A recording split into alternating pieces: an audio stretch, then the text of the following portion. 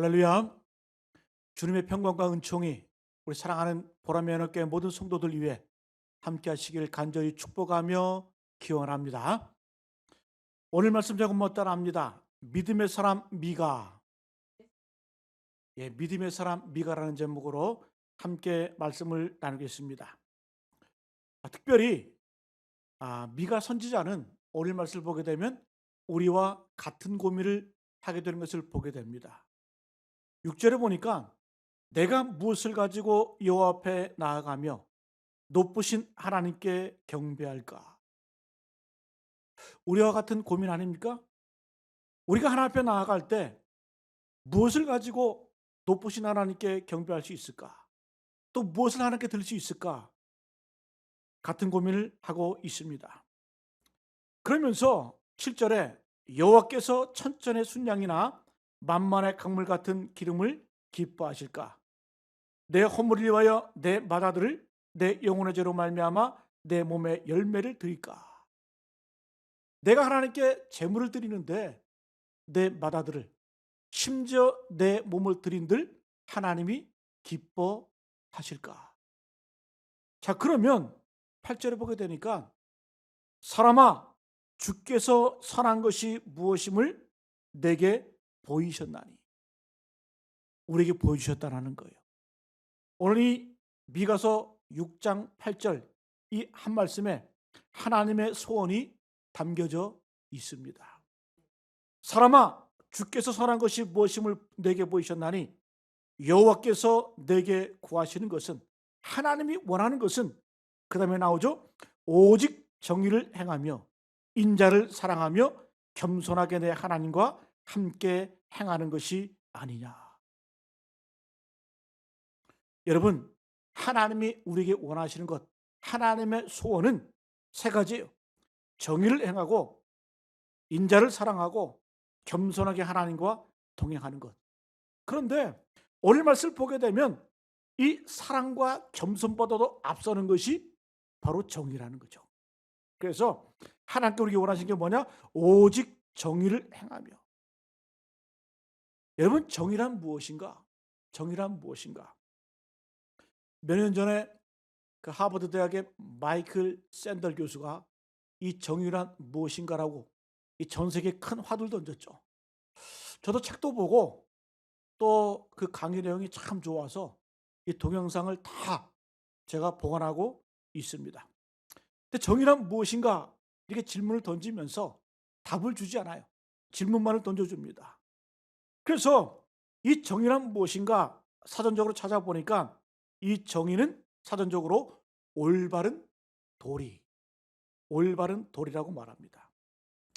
자, 그러면 이 신학사전에는 좀 더 자세하게 나와 있습니다. 구원론 차원에서는 이 정의가 뭐냐? 하나님의 본질로서의 의, 하나님 자체가 정의라는 거예요. 그 다음에 인간론적인 측면에서는 죄로 인해 상실된 인간의 의, 인간은 정의롭지 못하다, 상실되었다, 그것을 회복하는 것이 우리 인간의 정의다. 그 다음에 기독교의 윤리적 관점에서는 인간의 사회생활에서의 서로 받아야 할 적당한 관계로서의 의, 도대체 뭔 말인지 잘 모르겠어요. 그죠? 알 것도 같으면서 애매모호합니다. 여러분, 서양적인 의미에서 이 정의란 무엇일까? 영어로 정의가 뭡니까? justice, justice죠. 이 justice라고 하는 이 정의는 라틴어에서 유래가 됐습니다. 이 라틴어 유스티티아에서 이 정의라는 말이 어원이 시작됐는데, 바로 이 유스티티아라고 하는 그 여신, 레이디 저스틴이라고 말하죠. 레이디 저스틴 이렇게 얘기를 하는데, 이 정의의 여신에서 비롯되어 있습니다. 여러분, 법원에 가보면은 이 정의의 여신이 있어요. 잘 생각해 보세요. 한 여인이 치마를 입고 한 손에는 뭘 들고 있어요? 저울 들고 있고, 한 손에는 칼, 그리고 신기하게 눈에는 안대, 이게 눈을 가리고 있어요. 자, 어떤 의미입니까? 이 법원에 가보면은 바로 이 정의의 여신 유스티티아가 딱 서 있는데 한 손에는 조를 들고 있고 한 손에는 칼을 들고 있고 또 눈은 가리고 있다라는 거예요. 자, 무슨 의미냐면 이 저울은 정의와 불의를 판단하는 기준입니다. 그래서 만약에 이 저울을 속이면 어떻게 한다? 즉시 칼로 죽여버린다. 예? 칼로 치겠다라는 거예요. 그런데 눈은 가리고 있어요. 베는 것이 없다라는 거죠. 이 법이라고 하는 것은 상대가 누구든지 잘못하면 공명정당하게 처리하겠다. 이 공명정당한 것이 바로 법이라는 거예요. 여러분, 이것이 바로 정의의 여신의 모습입니다. 여러분, 법은 만민 앞에 평등하다. 그렇습니까? 세상이 그렇습니까? 여러분, 요즘에 나오는 말이 있잖아요. 무전유죄, 유전무죄. 돈 있는 사람은 변호사 비싸게 사서 있는 죄도 없게 만들어요. 돈 없는 사람은 억울하게 누명을 쓰고 들어갈 때도 있더라는 거예요. 여러분, 그렇습니다. 이 정의가 말하는 게 뭘까요? 이 정의라고 하는 것은 모든 사회가 추구해야 될 제1의 덕목이라는 겁니다. 정의가 있어야 되고 그 정의는 평등에 바탕을 두고 있어야 된다는 겁니다. 여러분, 오늘 이 미가 선지자, 이 미가는 정의의 선지자입니다. 오늘 여러분 미가서 6장 8절 말씀, 이 미가서 전체의 주제 선고입니다. 외워도 좋을 것 같아요. 사람아, 주께서 선한 것이 무엇임을 내게 보였나지. 여호와께서 내게 구하시는 것은 오직 정의를 행하며 인자를 사랑하며 겸손히 내 하나님과 함께 행하는 것이 아니냐. 여러분, 하나님 어떤 분이에요? 정의 하나님이십니다. 그 하나님께서 우리에게 요구하시는 게 있어요. 너희가 정의를 행했으면 좋겠다. 실천했으면 좋겠다.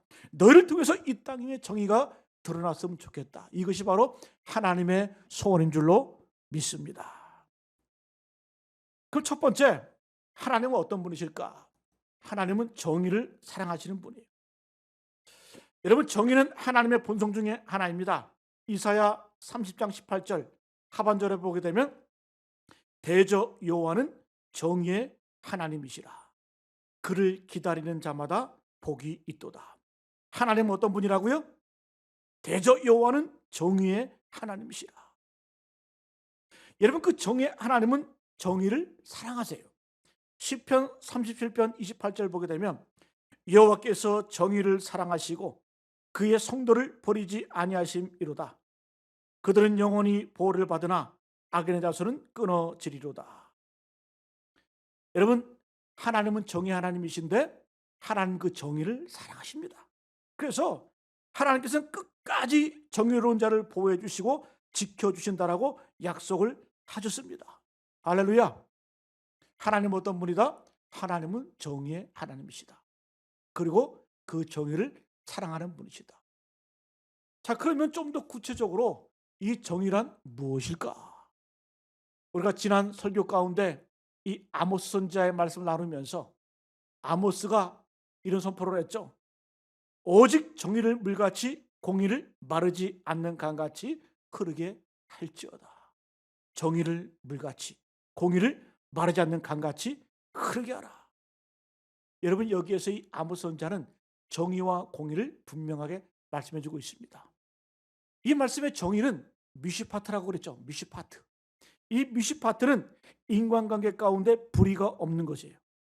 다른 사람을 억울하게 하거나 불법을 행하지 않는 것, 사법적인 정의를 말합니다. 여러분, 뇌물을 받지 않고 남을 속이지 않고 공정한 재판을 하는 것, 그러니까 소극적으로 법에 어긋나지 않게 사는 게 바로 정의예요. 자, 그럼 공의는 뭘까? 공의는 체다카라죠. 체다카.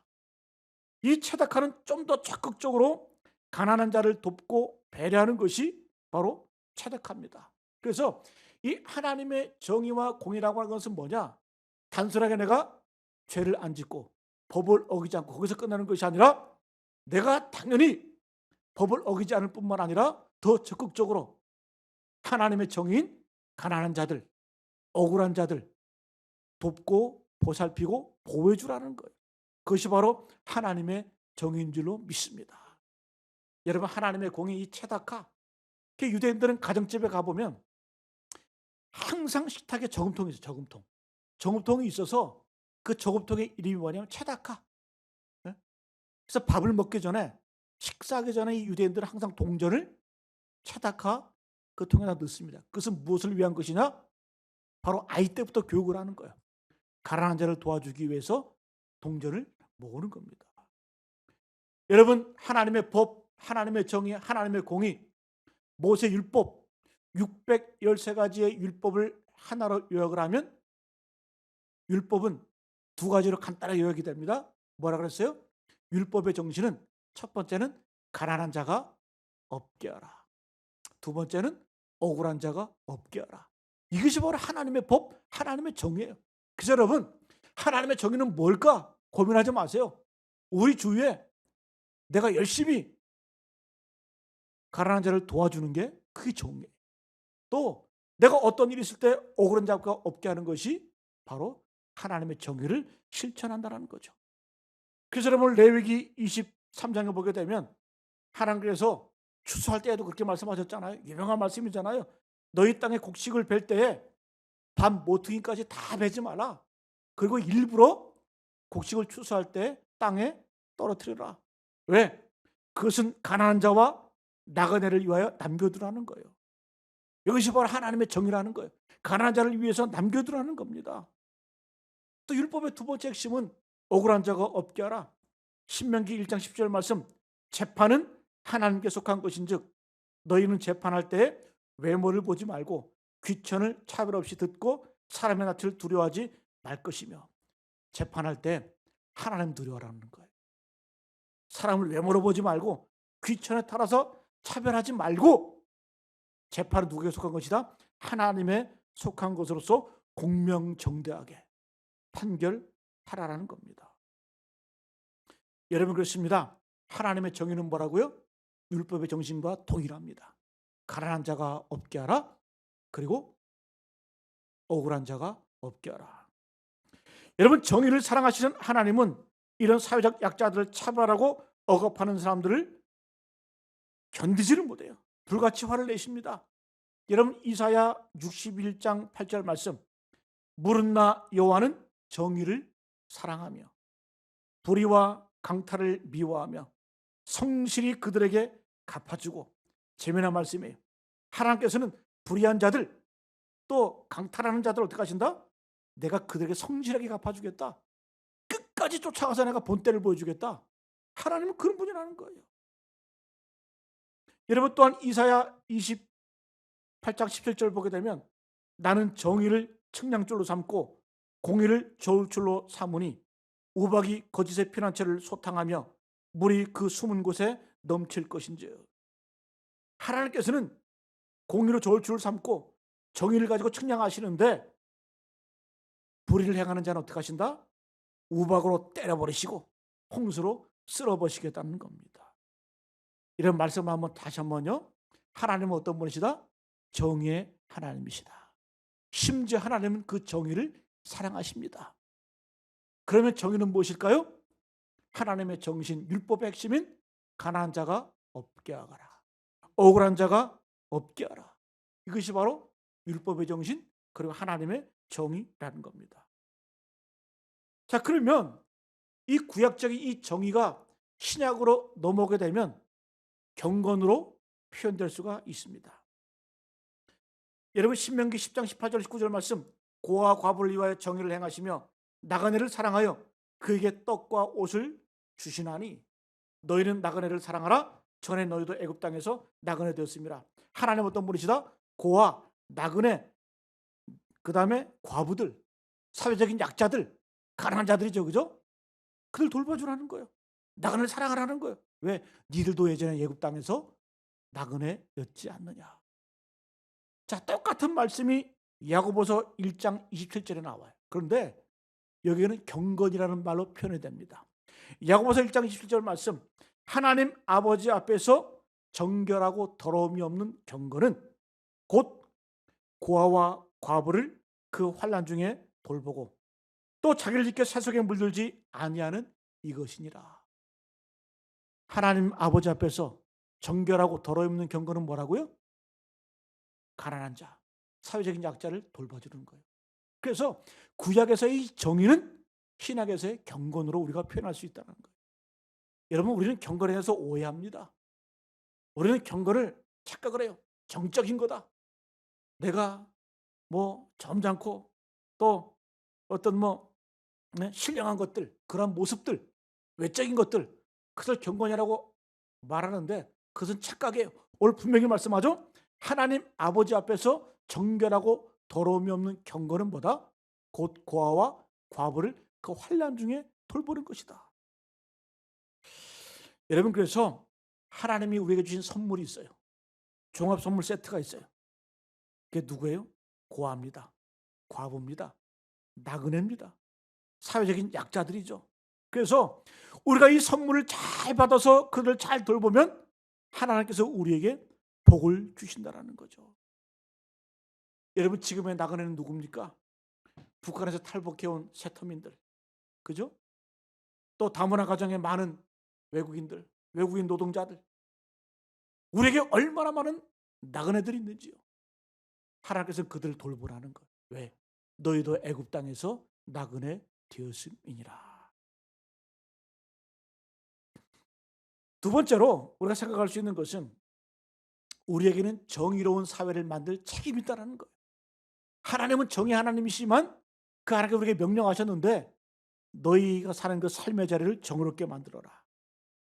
여러분, 미가 3장 1절 말씀 제가 읽습니다. 내가 또 이르노니 야곱의 우두머리들과 이스라엘의 족속의 통치자들아 들으라. 정의를 아는 것이 너희의 본분이 아니냐. 정의를 아는 것이 너희의 본분이 아니냐. 이스라엘 족속들, 통치자들, 야곱의 우두머리들, 하나님께서 경고하시는 거예요. 들어라. 정의를 아는 것이 너희의 본분이다. 이 지도자들을 깨우치는 미가의 질책을 우리는 보게 됩니다. 여러분, 그럼 이 시대의 지도자는 누굴까요? 대통령, 장관, 시장, 구청장? 여러분, 그분들도 지도자이지만 하나님을 믿는 우리가 이 땅의 지도자라는 거예요. 여러분, 하나님께서 분명히 말씀합니다. 정의를 아는 것, 그것은 단순히 아는 것을 끝나는 것이 아니라 실천하는 걸 말하는 거죠. 정의를 아는 것이 너희의 본분이 아니냐. 여러분, 아까 우리가 읽은 신명기의 말씀이 있잖아요. 가난한 자들을 돌보고 억울한 자를 없게 하라. 이것이 우리의 본분이라는 겁니다. 이 정의를 아는 것이 우리의 본분이라는 거죠. 그래서 우리가 열심히 해서 돈을 벌어요. 네? 근데 여러분, 감각 곰곰이 한번 생각해 보세요. 내가 뼈 빠지게 일해서 돈을 벌었어요. 부를 이루었어요. 그러면 일한 능력, 이렇게 일할 능력은 누가 주신 겁니까? 이 능력은 누가 준 거예요? 하나님이 주신 거죠. 하나님이. 여러분, 내가 번 돈을 내가 벌었다고 생각하면 그거 아까워서 되겠습니까? 어떻게 베푸니까? 피 같은 내 돈인데. 그러나 여러분, 우리 믿는 자들에게는 어떤 의식이 있어야 돼요? 모든 것이 다 하나님께로부터 왔다. 하나님이 주신 것이다. 이것이 바로 기독교의 정신이고 성경의 정신이고 청교도의 정신이라는 거죠. 여러분 잘 아시는 미국의 저커버그, 그죠? 저커버그, 그 페이스북의 창시자죠, 그죠? 그분은 예전에 그런 선포를 했죠. 내 재산의 99%를 사회에 환하겠다. 질병이 있는 사람들, 그런 사람들의 어떤 질병을 위해서, 예방 관리를 위해서 내가 내 재산의 99%를 사회에 환원하겠다. 여러분, 99%면 얼마일까? 그 당시 액수로 따져보니까 52조를 사회에 환원하겠다. 여러분, 그것이 내 거라고 한다면 얼마나 아깝겠어요. 내 게 아니라는 의식이 있기 때문에 베풀 수 있는 거예요. 줄 수 있는 거예요. 여러분, 마태복음 10장 8절 말씀에 병든 자를 고치며 죽은 자를 살리며 나병 환자를 깨끗하게 하며 귀신을 쫓아내되, 그 다음에 중요한 말씀을 하세요. 너희가 거저 받았으니 거저 주라. 너희가 거저 받았으니 거저 주라. 모든 것이 주께로 나왔습니다. 이런 신앙의 고백이 있을 때 우리가 줄 수 있는 줄로 믿습니다. 여러분, 이것이 바로 기독교의 문화이고 기독교의 정신이라는 거죠. 여러분, 빌 게이츠 그거 여러분 기부하지 않으면 아프리카 3분의 1이 굶어 죽는다 그러잖아요. 그 정도로 여러분 막대하게 기부를 하는 거예요. 한때 미국에서, 요즘엔 미국이 뭐 엉망이지만 의사당에 막 그냥 때로 막 그냥 몰려들라고 그러잖아요. 그죠? 그럼 어쨌든 미국이라는 사회는 이 청교도 정신으로 세워진 그런 나라입니다. 한때 미국의 부자들 세금이 너무 많다, 세금을 좀 깎아주자, 이런 얘기가 나온 적이 있었어요. 그때 누가 반대했냐? 부자들이 반대했어요. 우리 세금 깎으면 안 된다. 네?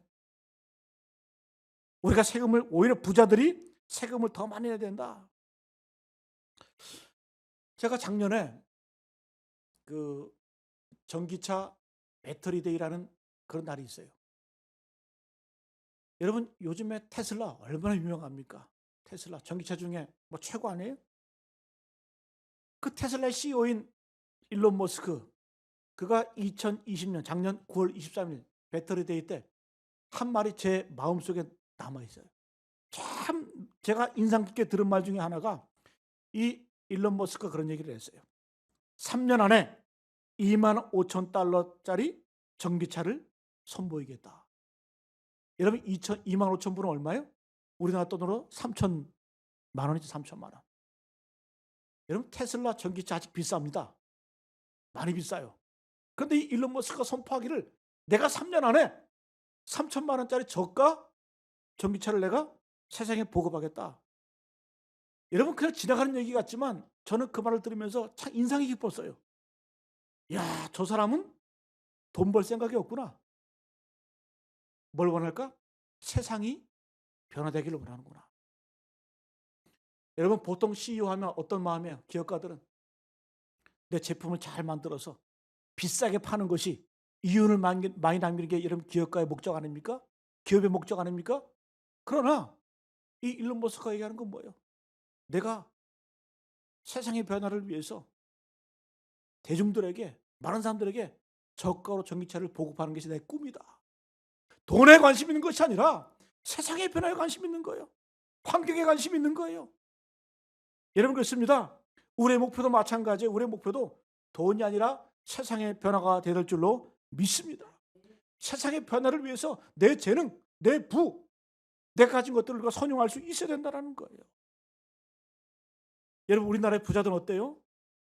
99%의 기부는 고사하고 상속세, 양도세 덜 내려고 얼마나 노력들을 합니까?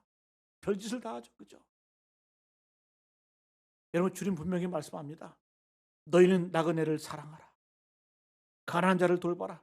억울한 자가 없게 하라. 왜? 너희도 애굽 땅에서 나그네 되었습니다. 대접하라는 거예요. 환대하라는 거예요. 자, 좀 더 구체적으로 여러분 환대, 영접하는 것, 그 기본은 바로 식사입니다. 식사로 초청하는 거예요. 여러분 서구 문화의 강점이 뭐냐? 바로 식사. 식사하면서 철학을 논하고 식사하면서 정치를 논하는 겁니다. 여러분 서양의 문화 가운데 살롱 문화라는 거, 살롱 문화.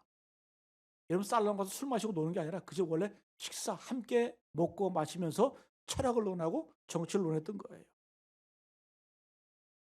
또 여러분 이 파티 문화, 이 파티 문화라고 하는 것이 바로 참 중요해요. 여러분 우리도 밥을 같이 먹는다고 하는 거, 식구가 하면 식구, 한 입으로 함께 먹는 사람을 우리가 식구라고 말하죠. 그만큼 중요합니다.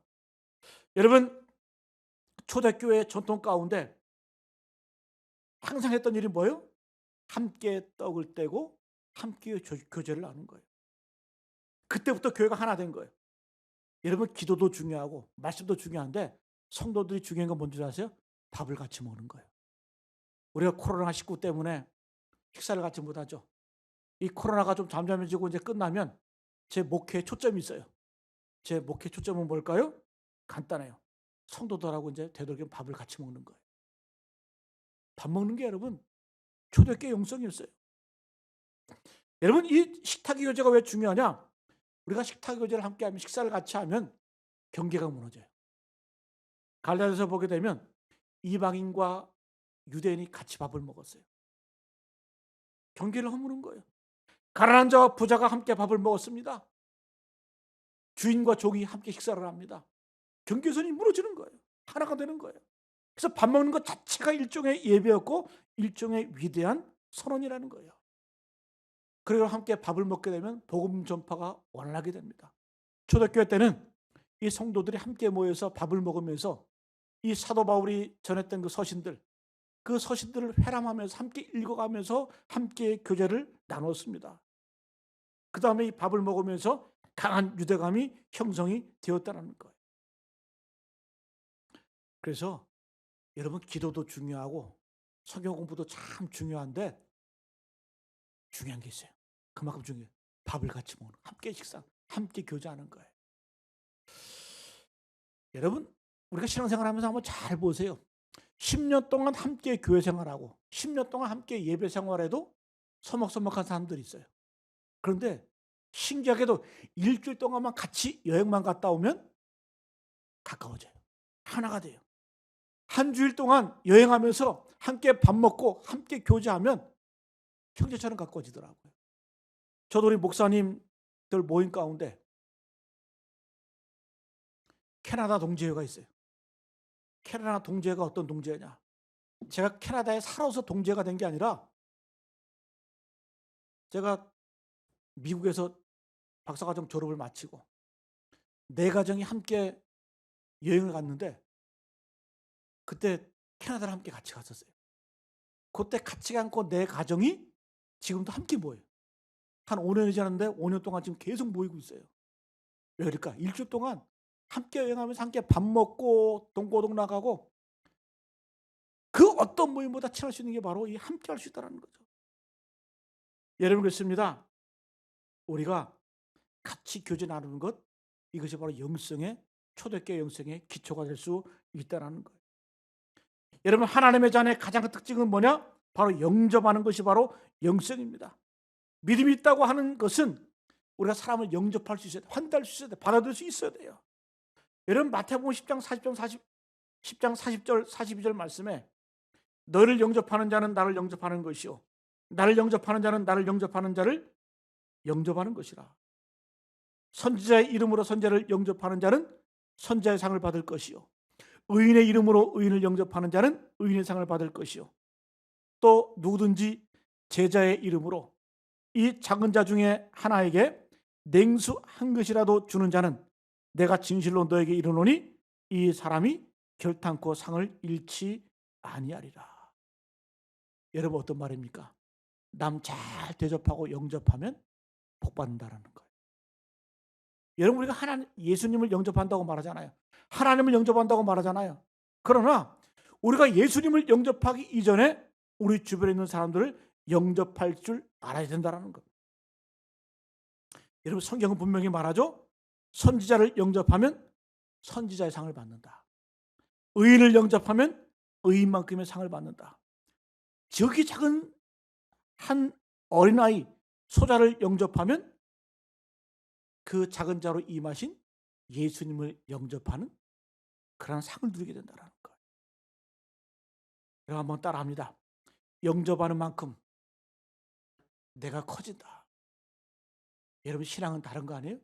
신앙이 넓어지고 깊어진다고 하는 것은 영접하고 환대하고 돌보고 섬기는 것, 이것이 바로 영성의 기본인 줄로 믿습니다. 여러분, 사도행전 10장을 한번 보세요. 우리가 잘 아는 말씀 있잖아요. 이방인 최초로 세례를 받은 고넬료 백부장이 나오죠. 그 고넬료에 대해서 언급하기를 천사가 나타나서 고넬료에게 말합니다. 고넬료야, 내 기도와 구제가 하나님께 상달되어 기억하신 바 되었다.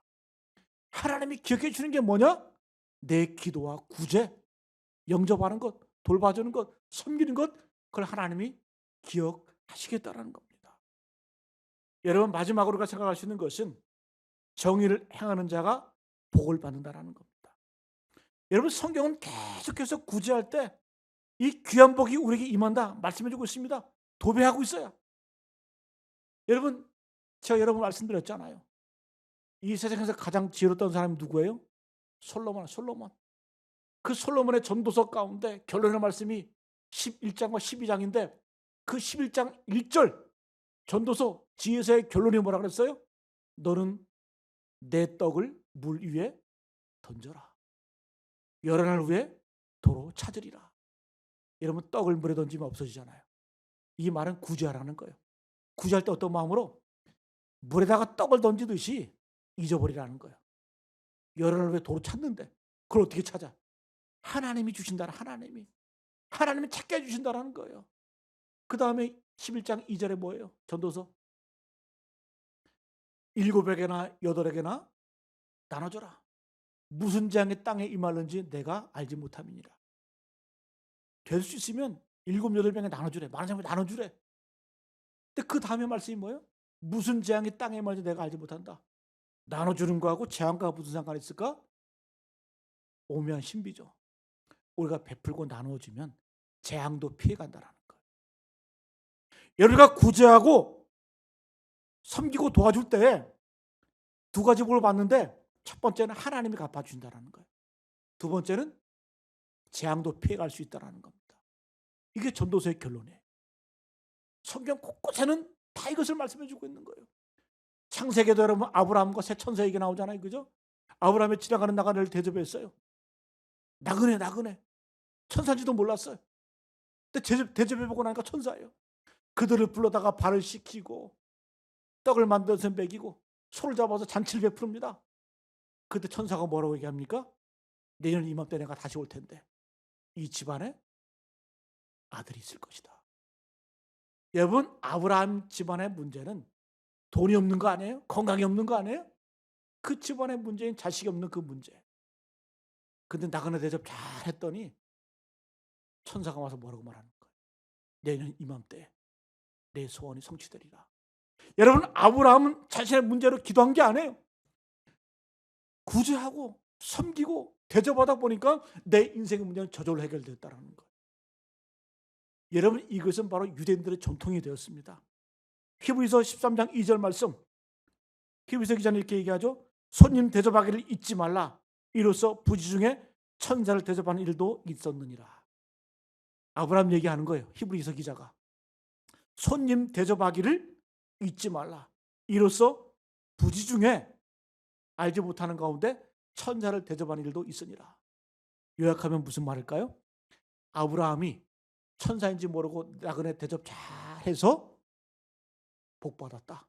그 얘기를 하고 있는 겁니다. 그래서 여러분, 이 말씀은 대대로 이스라엘 민족 가운데 가슴에 심겨진 말씀이에요. 영원한 교육의 지표, 기준이 되었습니다. 여러분, 그렇습니다. 하나님께서는 이 땅 가운데 오실 때에 하나님의 모습으로 오시는 것이 아니라 가난한 자의 모습으로, 소자의 모습으로, 나그네의 모습으로, 약자의 모습으로 오신다라는 거예요. 그들 대접하고 섬길 때 우리에게 복이 많은 줄로 믿습니다. 여러분, 열왕기상 17장 엘리야 시대 때 사라바가 이야기 나오잖아요. 그죠?